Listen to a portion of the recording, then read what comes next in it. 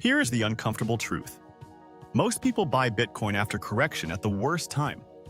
They wait through the drop. They feel safe only after the bounce. Then they buy the bounce, not the correction. If you want better entries, you need a repeatable process that works when your emotions do not. Today, you are going to learn how to buy Bitcoin after correction using simple rules. You will learn a Bitcoin dip buying strategy that fits beginners and still respects risk. You will learn how dollar cost averaging Bitcoin works during a correction, when limit orders make sense, and how to avoid the classic crash mistakes.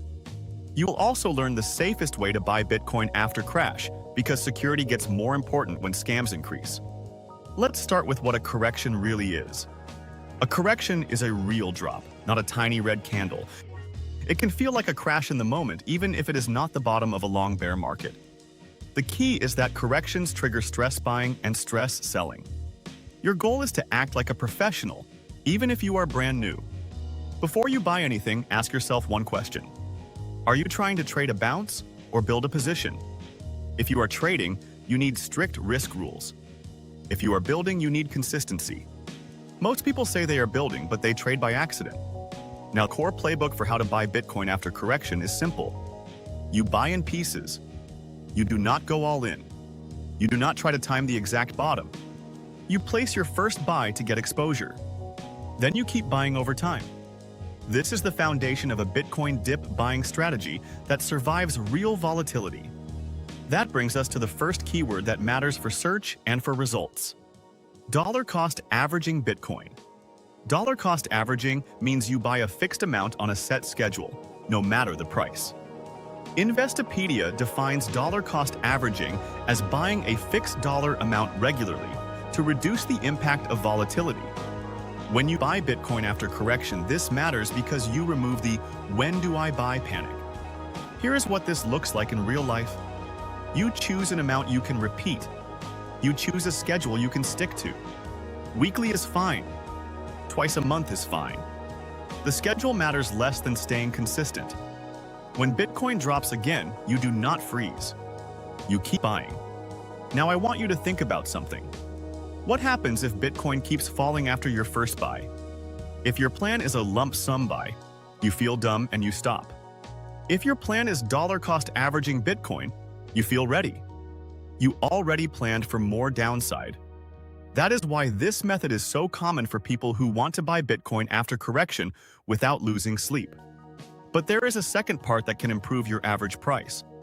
This is where the phrase "buy Bitcoin dip" becomes real strategy, not hype. A strong plan combines a base schedule with extra buys on deeper dips. This is often called a hybrid approach. You keep your normal DCA. Then you add a smaller set of rules for deeper drops. A good extra buy rule is simple. It is based on price levels or percent drops. It is not based on vibes. It is not based on a headline. It is not based on a tweet. Your rule might be, if price drops another 10% from my last buy, I add a smaller extra buy. The exact number is your choice. The point is that you decide it before emotions show up. Now let's talk about the tool that makes dip rules easier. Limit orders. When you buy Bitcoin after correction, the market can move fast. Spreads can widen. Price can spike up and down in minutes. A limit order lets you choose your price. It reduces the chance you get a bad fill during a sudden bounce. So when should you use market orders? And when should you use limit orders? If you are doing a small scheduled DCA buy, a market order can be fine. If you are doing a larger dip ad, a limit order is often smarter. You can set the price you want and let the market come to you. This matches what many buy the dip guides recommend, including using limit orders to control entry points. Here is a retention check. Have you ever chased a green candle after a crash? Be honest. If yes, that is why limit orders matter. They protect you from yourself. Now, we need to address timing, because timing is what most people obsess over. People ask, when should I buy Bitcoin after price drop? The clean answer is when your plan says so. But you still need context, because a correction can be part of a bigger downtrend. A helpful way to think is in 3 phases: the drop phase, the pause phase, and the rebound phase. During the drop phase, price keeps making lower lows. It feels like every bounce fails. This is where you do small buys, not big bets. During the pause phase, price stops making new lows for a while. This is where you can place limit orders for dip ads. During the rebound phase, price moves up fast and everyone suddenly feels brave. This is where you avoid chasing. The best time to buy Bitcoin after price drop is usually not the first big green candle. It is often during the boring part when price stabilizes and you feel like nothing is happening. Most people ignore that moment because it is not exciting. That is exactly why it can be useful. Now let's bring in current market context because search interest is shifting.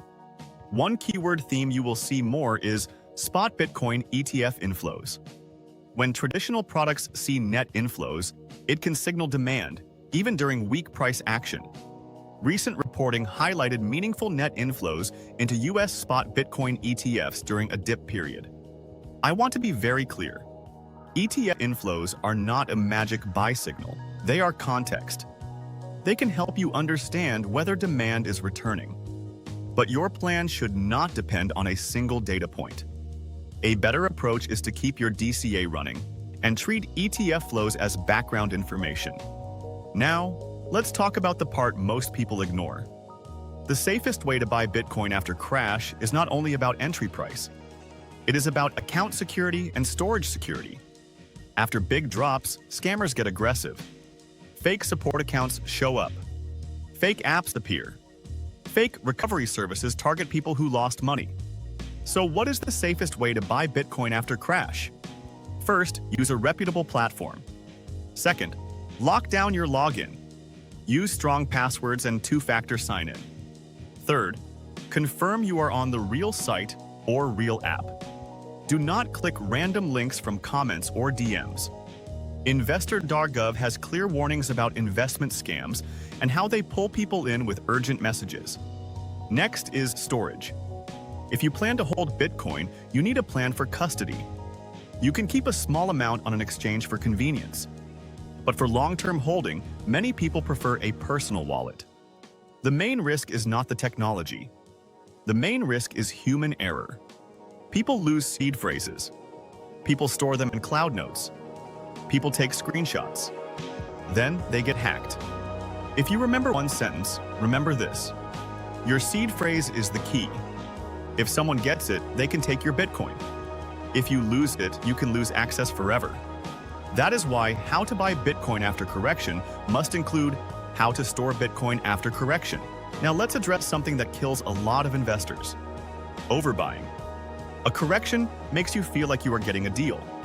That feeling can push you to buy too much, too soon. Then if price drops again, your stress goes up. Stress leads to panic selling. So here's the rule. Your buy size should allow you to keep buying if price drops again. If you buy so much that you cannot buy later, you are not investing. You are gambling. Now, what about taxes? This matters because people change strategies during a correction. They sell, rebuy, and try to trade the swings. That can create a mess. If you are in the US, the IRS treats digital assets as property and provides guidance around reporting. If you are not in the US, your rules can be different, but the theme is the same. Frequent trading creates more record keeping. A simple buy and hold plan is often easier to manage. At this point, you should have a clear framework for how to buy Bitcoin after correction. You start with a base plan. Dollar cost averaging Bitcoin on a schedule. You add a simple dip rule. Extra buys on deeper drops using limit orders. You use market context like spot Bitcoin ETF inflows only as context, not a trigger.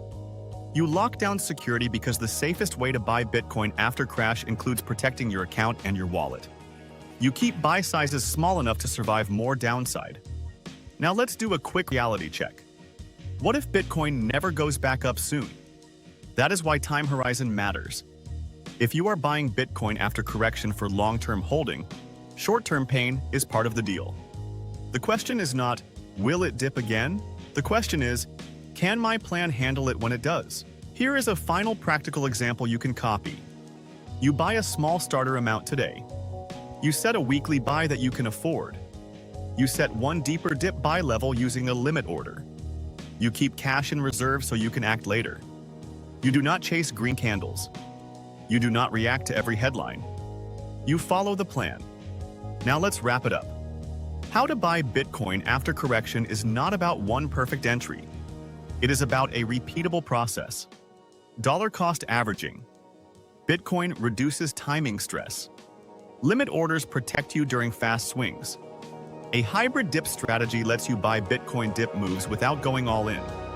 ETF inflows can provide context, but they do not replace rules. Security and storage are part of the strategy, especially after a crash. Now I want to ask you a direct question. When Bitcoin drops again, are you going to panic or follow a plan? If you found this helpful, leave a comment with your approach. Do you prefer dollar cost averaging Bitcoin, or do you prefer limit orders on deeper dips? Also, subscribe if you want more clear crypto and investing guides that stay focused on practical steps.